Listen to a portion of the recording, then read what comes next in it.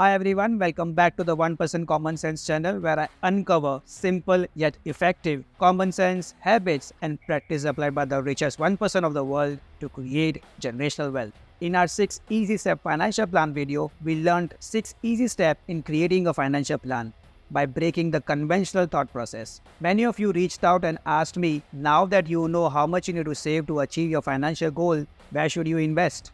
And as I had mentioned in that video, that the implementation plan depends on your personal preference, risk tolerance, and time frame. But in today's video, we're going to talk about one aspect of long-term asset allocation, and it's exciting as we're going to talk about investing in India.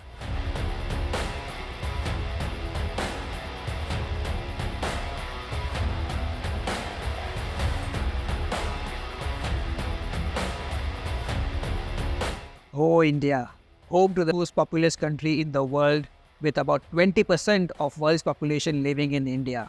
And importantly, 65% of India's population is below the age of 65 years with median age of just about 28 years. This is the main reason why India has been attracting many international attentions and as visible from the highly successful tours of Ed Sheeran, Coldplay and Bryan Adams. India is a birthplace of yoga and maths and many other things and is well known for its Bollywood, music, cricket and rich cultural and ethnic values. I know media that serves its own purpose publishes radical and negative news about India, but in all this you miss a very important point that India's economy is all set for an explosive growth in the coming decade.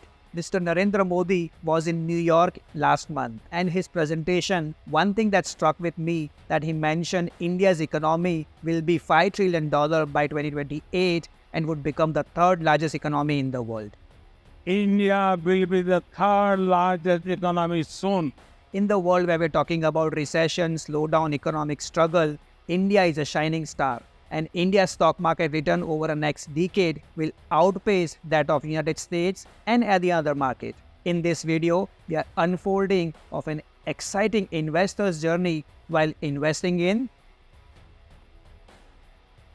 India. During my study, I came across an interesting article published by Sanjeev Sanyal, a respected economist and a member of Economic Advisory Council to the Prime Minister of India. In his article, he mentioned that in 1991, India's GDP was only about $270 billion at the time when the country began its economic reforms. India took 16 years to cross the $1 trillion milestone of GDP in the year of 2008. It took further 7 years for India to cross $2 trillion milestone in the year of 2015. India could have achieved its $3 trillion milestone in 5 years, but lost 2 years to COVID-19 and achieved its $3 trillion milestone in the year of 2022. It is forecasted that India's economy will be a $4 trillion economy in the year of 2025, and it will take about 3 more years for India's economy to be $5 trillion. And at that point, India will overtake the economy of Japan and Germany to become the third largest economy in the world after US and China. Though most of us know that India's economy is growing, but having this illustration in front of us is simply fantastic. Mr. Sanyal went on to say that if India maintains the current pace of growth for a generation, India would be about $30 trillion economy by the year 2047. That's India's GDP going to be about 10x from 2022 to 2047. I know this macro forecast warrants a suspicion as in the past India has always promised higher growth but did not achieve due to its political leadership and other challenges. But you get the point. India is poised to grow well in the coming decade and the size of the opportunity is huge. Here are the main 3 reasons why I think India should do well in the coming decade. Number 1, global offshoring. India is a leader in terms of service outsourcing because of its excellent maths, engineering and communication skills. We all know the large IT outsourcing, but we don't realize the outsourcing of marketing, teaching, video edits, operations, finance, accounting, and biggest beneficiary of these are smaller entrepreneurs set up in India. In fact, just as it would be impossible for you to not see made in China products, it would be impossible that in your daily life you have not dealt with the skills from India when it comes to services. Of course, most of these do not come with the tag of made in India. And when it comes to the size of the opportunity, the outsourcing from US alone is projected to grow from about $315 billion in 2023 to about $740 billion in 2033, annual growth of about 9% per year.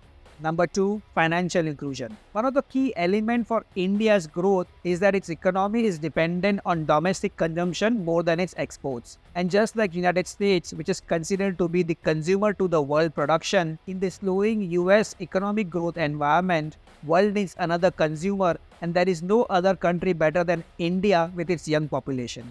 India's initiatives such as Aadhaar and UPI have made the whole population to have more accessible system to credit and finance with less corruption and more and faster solutions. This itself is a huge opportunity.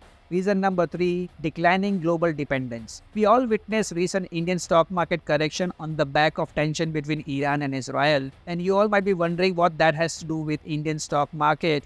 But currently, India has a lot of dependence on other countries when it comes to its energy needs. In fact, in the history, whenever the oil prices have gone up, Indian economy, currency and stock market have been vulnerable. As 80% of India's oil import and more than 50% of India's LNG import comes from Middle East and Russia. And all of this is routed through a Red Sea or a Strait of Hormuz where Iran's allies have an influence to disrupt. Any escalation on the tension between these two countries may impact this route and can impact the supply to India. Currently, more than 80% of India's energy need comes from the source of coal, oil and natural gas.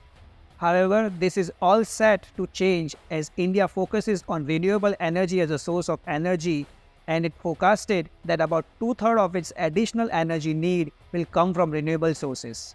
Now, knowing this, how can we benefit from this large opportunity that is lying in front of us? Indian stock market was about $1 trillion market capitalization in 2014. It currently stands at about $5.3 trillion as of today. There should be no surprise that market capitalization is a function of increase in corporate earnings, which is a function of increase in economic growth.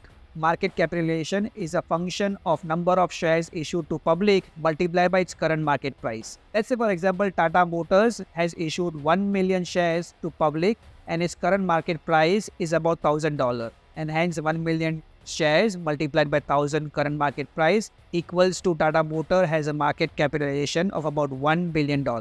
Likewise, we add up market capitalization of all the listed companies and you will know the market capitalization of a country put together. Following is the list of top 10 countries by market capitalization. As shown in the table, India is now the fourth largest stock market in the world. One of the reasons of increasing market cap is on account of increasing GDP, which leads to higher corporate earnings and hence higher market capitalization. The other reason of increasing market capitalization is the number of companies listed on the stock market has increased in India over a time.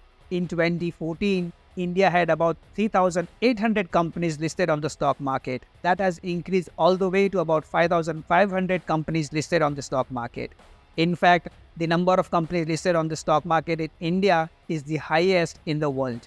If India's GDP increases to about $30 trillion by 2047, Indian stock market should also increase from $5 trillion currently to about $30 trillion by 2047. Knowing this, my eye glitters just like my daughter who get excited entering a neighborhood ice cream parlor shop which has grown and continues to grow to offer various flavors of ice cream. The impressive fact about India is that number of companies that contribute to this economic growth are unlisted. And just like United States, India is a land of entrepreneurs. And there is no doubt that the number of companies that will feed into this impressive market capitalization growth will keep growing. India is a land of opportunity, and that too a fertile one, and offers a unique opportunity to global equity investors unlike any other market. As the world realizes and time passes, these investors will invest even larger sum than before in India.